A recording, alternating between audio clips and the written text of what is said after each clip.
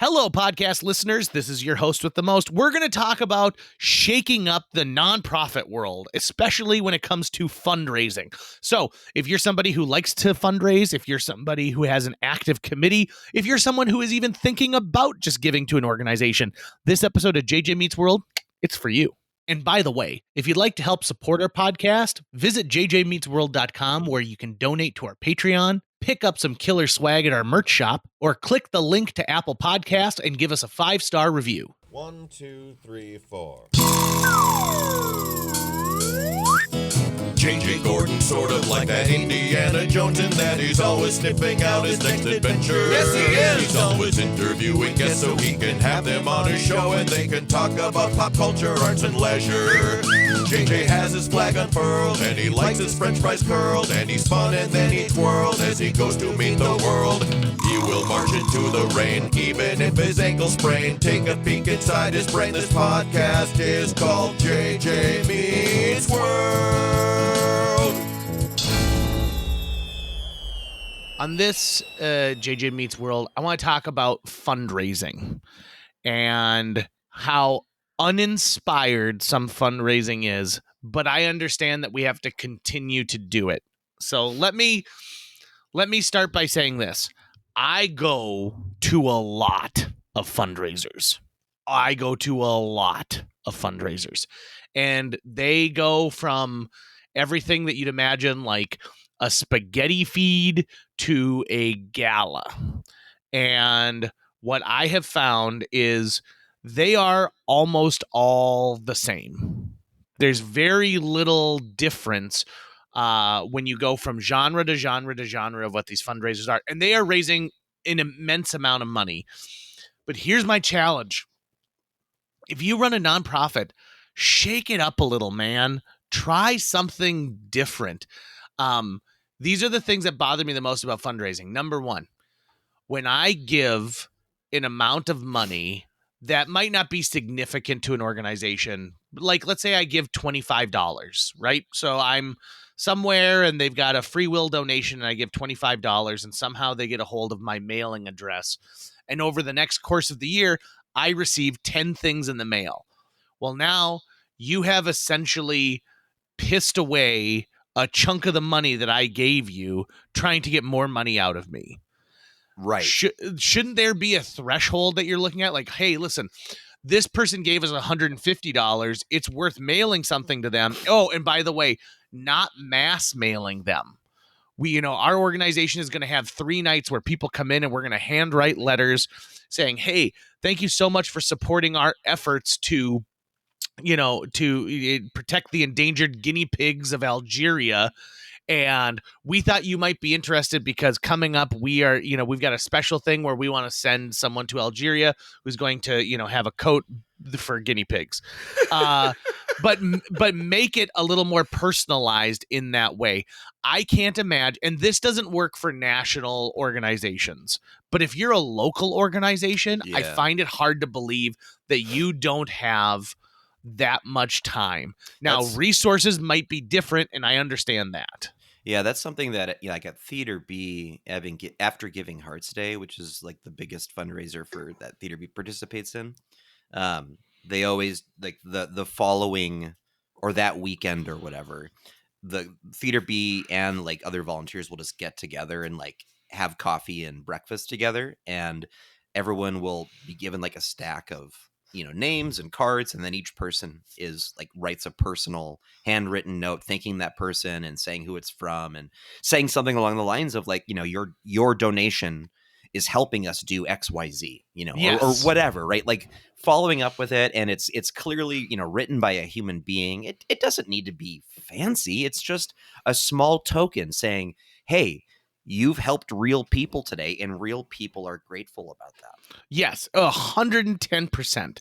And I don't give thinking that I'm going to get a thanks, right? Like that's not why I'm giving to an organization. I'm giving because I believe in whatever mission it is that I am giving to. That's part of the situation here. So that being said, like it's the mailers drive me crazy. I get nuts about that in the modern world. Two is doing the exact same fundraiser. So coming from an organization that gets asked constantly for donations, right? Right. So not a week goes by where, and I kid you not, I do not field 5 or 6 phone calls from people who are saying, hello, my name is so and so, and I was just wondering if you guys wanted to donate anything to our silent auction or to this, group and stuff like this. And there's 2 type of people that call. There is the cold call person who is never going to get a call back from me, right? Like just calling to ask me for something without having any kind of tie in to what my organization is. Come on, man. Right. And then 2 is the person who calls and says, hey, listen, I'm heading up the silent auction table at such and such. And, I listen to your show all the time and I know that you guys give out tickets and I'm just wondering if we could do this. That is a horse of a different color. Mm-hmm. I also get calls from organizations that work with us on a regular basis to help share their message. Now, I mean, I have racked my brain before thinking like, okay, KFGO as an organization, what can we give you that isn't just giving away something that we would be giving away on air already? Sure, we've got a drawer full of concert tickets or a golf pass and stuff like, or a KFGO hat. So one of the things I've been thinking about from our standpoint was to say, okay, listen, let's say you are a major organization and you're having a giant a fundraiser of some kind, okay? Uh-huh. And you're going to do either a live or silent auction, and we work with you to design a package that says this auction item entitles the winner to donate a 5-minute interview to a nonprofit organization of their choice. Nice. Because with that, we can do so much more with that than we can, like I Right. could, if let's say I gave you $100, well, if you get on the airwaves, especially on a station like KFGO, you could be able to raise $10,000. Yep. You could absolutely. do it could be a fundraiser for you. It could be education. It could be that element where you're able to reach a new audience to tell them about the great work that you're doing in our community. Did you just say friend raiser? Yeah, have you ever heard of the term friend raiser? No, I think that's the first time I've heard it. That's why I wanted to make sure you hadn't misspoke. What is a friend raiser? A friend raiser is where you are looking to engage people to become a friend of your organization rather than give money to your organization. Interesting. Okay. Yeah.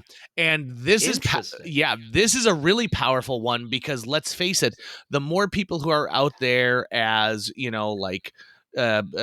ambassadors for what you're doing is better. And so sometimes I tell people, listen, I know you want a ton of people to come to your gala and I know that you want to raise, $150,000, but if you could get 20 people who previously didn't know about what you do to now know about what you do, you are going that is worth more than, getting $500 out of each of these people. For sure. I mean, it's a feeder system, right? So it's basically like organizations that have developmental programs where they're cultivating young talent. You can kind of think of it, I know that's a bit cynical. Not really, I guess. It sounds more corporate the way I'm putting it, but it's another way of thinking of it in that a friend raiser, in all reality, should cost you very little. It doesn't have to be a huge expense for your organization to do it, as long as you can do it right. You are creating an environment where people want to come and connect. And when you do that and you expand your circle, you have more potential to bring in those people who can help you fundraise. Like, one of the things that makes fundraising so uncomfortable is that you are asking for money, and sometimes being asked for money feels uncomfortable, right? It is. So this is it's a relationship you're building and a communication you're doing, and you can also see it as a way for your organization and staff to practice and learn how to interact in these environments with people as ambassadors of your organization. There's so many positive things to it, JJ. You have excited me about friend raisers. I love friend raisers. Good. And you hit the nail on the head, because do you know the time I most want to give money is when I'm not being asked for money. Right. So the friend raiser aspect of it is something that I think should be focused on more by organizations to say, listen, because let's face it, it's those people who are going to share your social media posts. It's those people who might become volunteers. I think of like Theater B as an example of like a nonprofit who would benefit from an opportunity where, say, like, listen, Catherine's already going to 4 of your shows every season. But you know what would be even better? Catherine, we'd love for you to keep coming to these shows, but we'd love you to bring one friend to each show. Right? Someone who's never been to a Theater B performance, who has never been into that theater space before, and to try and go to that aspect. Yep. And that means something. It grows something. I also get sick and tired of nonprofits who ask you for, how do I want to put this without sounding heartless? You can't just ask me for money. Right. So I know that money makes the world go round. I know that in some cases you can do more with the money than I can. Here's an example. I am very passionate about the emergency food pantry in Fargo, not the Great Plains Food Bank. They're a good organization too, but the actual emergency food pantry. And one of the reasons that they endeared themselves to me, number one, is when I did a cold call on them one day because for my radio show, we wanted to do some kind of a food drive, but excuse me. Oh, I'm sneezing. My office is so dirty. I need to dust it really bad, so that's why I'm sneezing.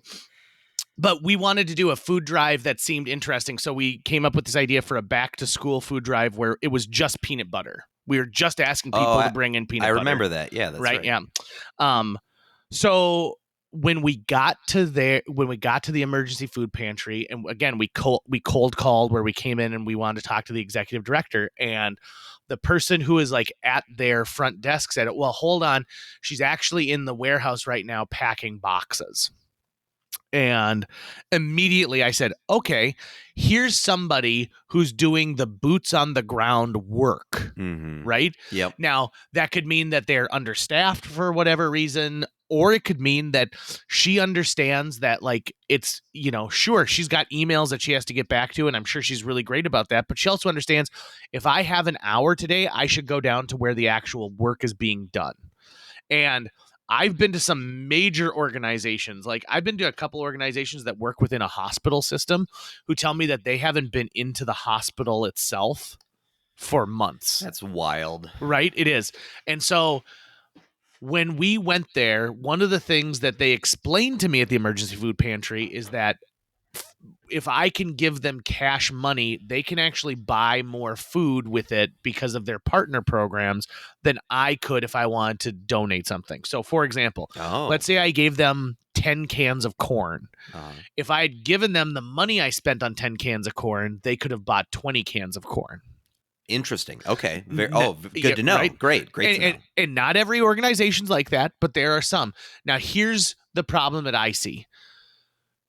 Being asked just for money makes people feel hollow because sure, you can give money, but we transact with money every single day, and nobody shows an organization where an abused dog is being sheltered in a cage built with $1 bills.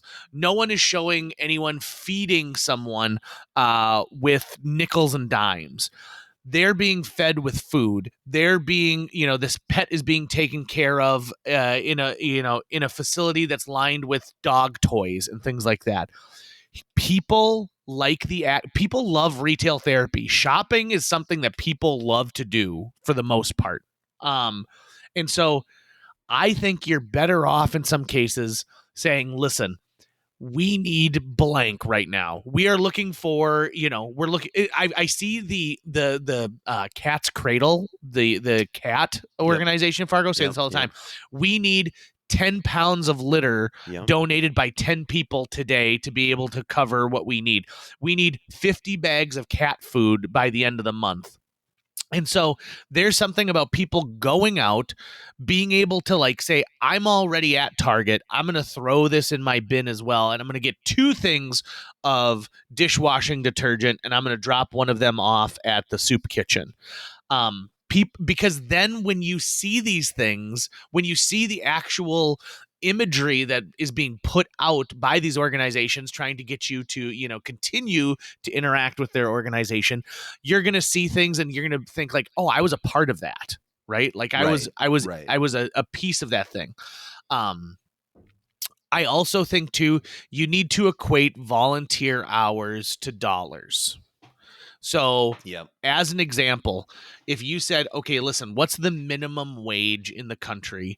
Let's take every volunteer hour and say this is the amount of money that people donated in their time to us.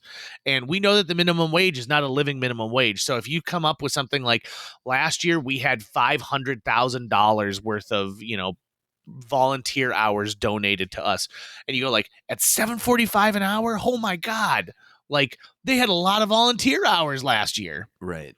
Right. That I think makes a huge difference too. And I know some of these organizations are being run by maybe one or two people. The Furniture Mission of the Red River Valley, have you ever heard of this organization by any chance? No. Okay, so what Furniture Mission does is they have a truck and they have a giant warehouse, and they go and they pick up people's lightly used furniture and put it in this warehouse, and then they get contacted by partner organizations like the YWCA, where a woman might be escaping an abusive situation and is moving into an apartment but has no furniture. They come to Furniture Mission and can pick out a bed and a desk and a chair and a lamp and like the furniture you need to get the place going. Let's say you're the Jeremiah program and you're a single parent, and gosh, it's just, like your kids are sleeping 3 kids on a double bed. You can go in there and you can get like some twin beds instead.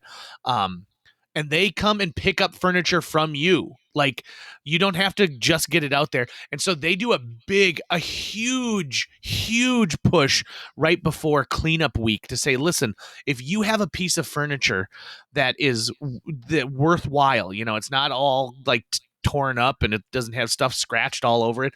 But if you have a piece of furniture that could use a second life, please donate it to Furniture Mission rather than putting it out on your berm where, yes, someone else could take it and, put it in their home or change things up. But like it could also get rained on and just ruined, right? Or it could end Right. up in the landfill.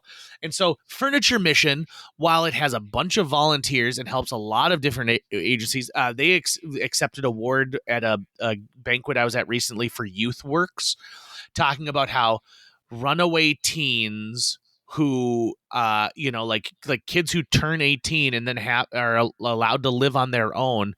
Well, if you're an 18-year-old kid who ran away from home and you've been living in like a foster situation and now you need to have an apartment, could you imagine outfitting a whole apartment with furniture? And I'm not talking about, oh, I need a credenza, I need a china hutch, I need a bed, man. I Right. need a chair. I need those simple things that make a home, so I'm not just sitting in an empty space with a mattress on the ground. You could go to Furniture Mission, and so they had been a big help to YouthWorks. One guy, they have one full-time employee who's in charge of fundraising, asset management, probably getting the truck in for an oil change, and everyone else is volunteer for that organization. That is amazing to me because they also will they'll have their warehouse completely full and then people will come in and then they'll take care of everything. And then they'll be like, oh my God, we need stuff right now. And they put out the same ask. And so I know there are organizations that are already stretched thin, and they're also asking me to not only be an advocate for them, but also for me to give them money. Furniture Mission is a great example because they contact KFGO on a regular basis and say like, hey, listen, we're wondering if we could get on to talk about right before cleanup week. We're wondering if we could get on and, appeal to your listeners. Yeah, absolutely. That's a great, opportunity. It's not just we've got an event coming up and we want to sell some tickets and we want to come on to talk about tickets. I think that is worthless to organizations to just come on to talk about we want to sell tickets to our annual fundraiser that we do for blank. I get it. You want to do that. But the people who are coming to that fundraiser, like let me put it out to you like this, Tucker. I just told you about Furniture Mission. Now let's say that that's something that interests you, right? Right. As a casual person who just found out about this organization, you might donate a piece of furniture to them and say like, "Hey, I no longer need this couch. You can have this couch because I'm going to get a new sofa." Right. Or maybe something where like, hey, listen, my grandfather passed away and we're getting rid Yes. of a lot of stuff and he has a lot of furniture that's in great condition. None of us are going to keep it. We're going to donate it in his name to this place. And that is one of the biggest gets that they have is people who say, "Gosh, I got a whole house full of stuff from, someone who passed away. I don't know what to do with it." Right. Now, they might want to come on JJ Meets World and talk about their upcoming gala. You donating a couch to them does not translate into you buying a $70 ticket to go to their gala. It just doesn't. There's not a world where I see that happening for the majority of the people who are donating to this organization as a first-time donor. Now, that being said, is it more beneficial to find more Tuckers out there to say, like, listen, we're going to mention our gala, but really, we've got a specific thing, like we're asking about desks. It's back to school time, and we need more desks because we found that a lot of people out there need desks because they've got a middle school kid who is doing, their homework on a cardboard table. Yeah, and I don't even know if like this would. You tell me if this is a dumb idea, JJ. This might be a totally dumb idea, and I'm just thinking specifically this whole furniture thing you're talking about right now. Furniture at thrift shops is cheap.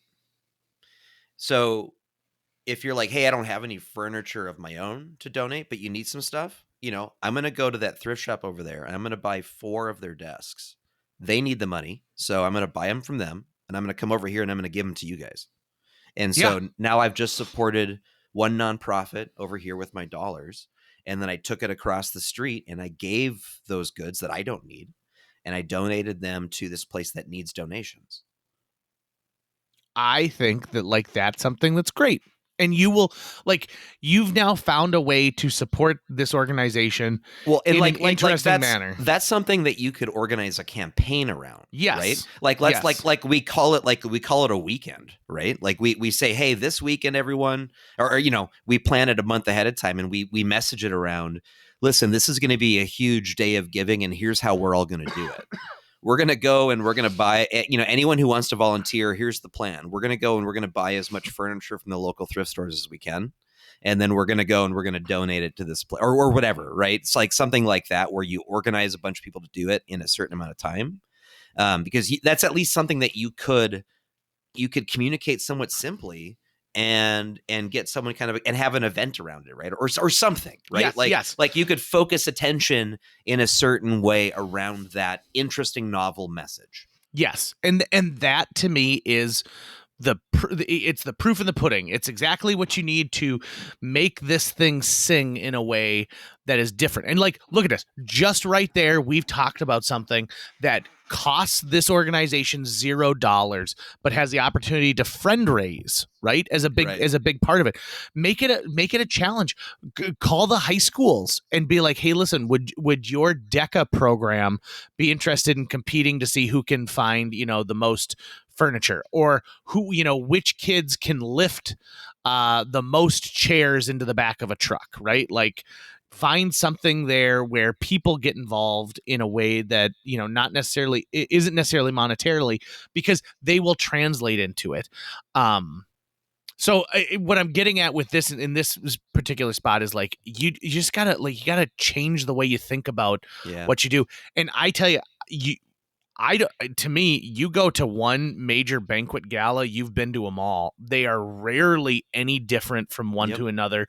You see a lot of the same silent auction stuff. That doesn't feel incredibly inspired in a lot of ways. And this is my suggestion on that.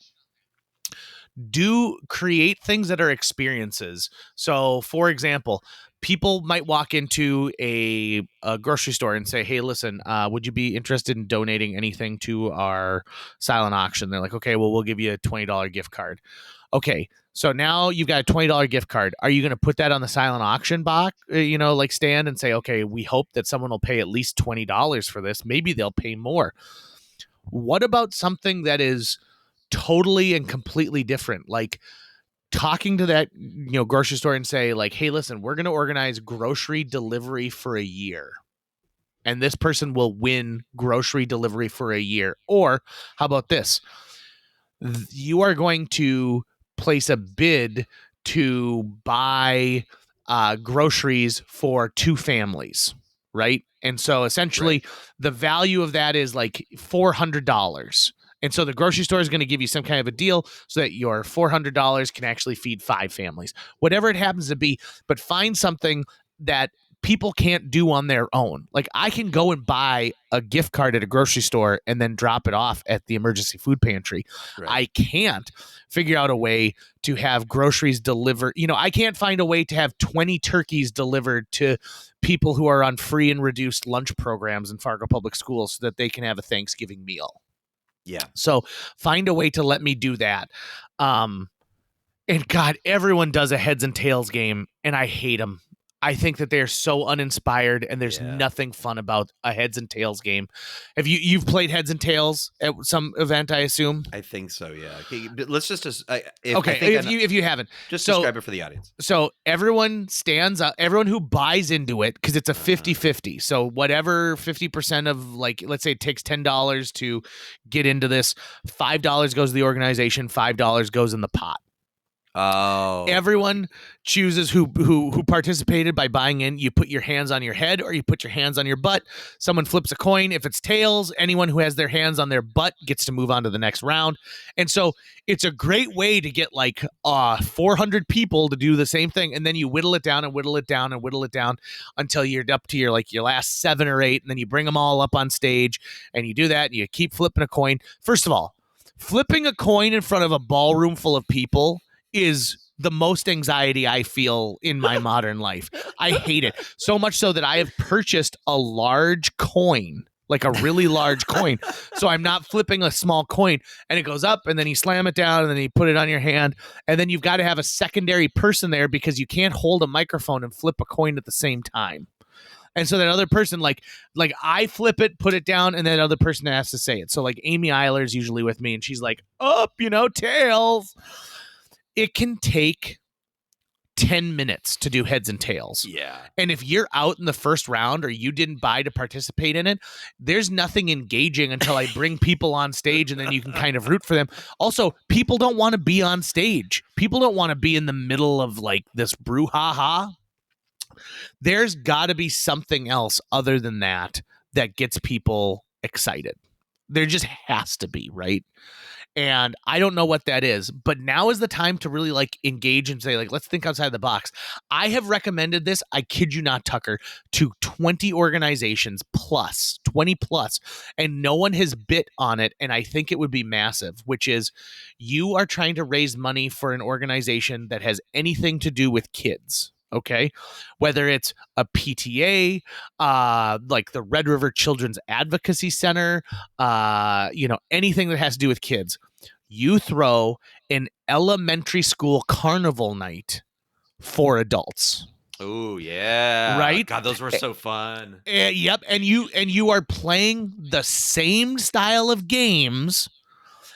But you're, like this. So, for example, the one where they hang the big piece of blue fabric and they give you a wooden dowel with a paper or like a clothespin at the end and like a string of line, and it's like a fishing game. You're fishing. So when you do that as an elementary school, you throw it over and there's a parent on the other side who clips on like a Snickers bar or something like that, and then they tug on the line and you pull it back and like, oh, you caught a Snickers. Do it with alcohol.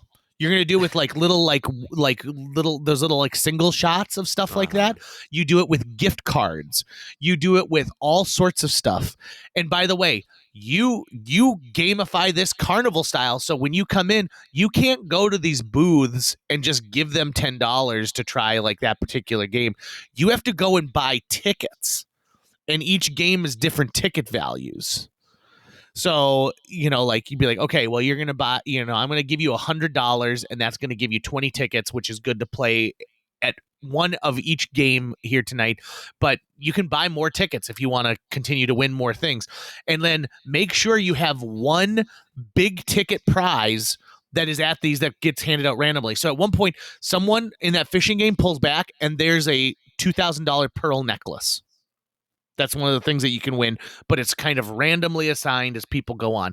There's the game where it's the big aquarium full of rubber ducks. Mm-hmm. And you pick the duck and like there's a prize, value on that. Do you remember the game where it was ring toss, but it was 2 liters of soda? Oh yeah, and I You do- remember cakewalks, and Yes. I remember like games in the gymnasium, and yeah, like I loved. Oh man, you're making me so nostalgic right now for the Horseman Carnival stuff, which has been heavy on my mind since that school's going away. Mm-hmm. And oh man, I wonder if they would have one adult carnival there just for us Horseman Hornets who used to go there. That would be amazing. And like organizations usually do this. The people who want the boldest opportunity have the least amount of guts to try something that isn't what they've always done before. And that always bothers me. The fact that like, and I'm sure you saw it when you were in the advertising world. We want a bold campaign. Yep. Actually, we're gonna go back to what we've done like the last 15 years. Yeah, they're too caught up in other things, and they just don't have it. They just don't have the guts for it. And that really is the way. I know it might sound harsh to some people for us saying it, but it is the truth. You have to actually try. You actually have to risk something at some point. Most people talk a big game about how that's what they want to do. And dude, 95% of the time, they never follow through. And it's so disappointing because they have missed a golden opportunity. They have only harmed themselves. And so, yeah, it's maddening. It's absolutely maddening. Maddening. I love that word. If you run a nonprofit out there now, and by the way, we have more nonprofits right now than we've ever had at any other time in history. We have multiple organizations trying to trying to serve the same population where one organization used to. And I'm not saying that that's a bad thing. I am saying that now you're not just asking for donors, you're asking for donors to choose between you and an organization that's doing something that's very similar. And you need to be good. You need to be better about it. You need to be engaging. You need to make sure that, like, quite frankly, the people feel like they are being taken care of, that they're, special for supporting what you're doing, because they are. You can't do what you do without these individuals. And you know what? This might be someone who decides a grant one day. This might be somebody who connects you with their business that's looking to spend $400,000 this next year in philanthropy. You just need to understand that every person matters. And the last point I want to make is the fact that people don't think that those under the age of 30 are worthwhile when it comes to donations. And that is such horse shit. Mm-hmm. Okay. Those people are the ones who are going to grow into your lifetime givers. I know that person who's 55 years old has, at a point of where they've got more disposable income than any other time in their life. And so, yeah, they can write you a check for $5,000.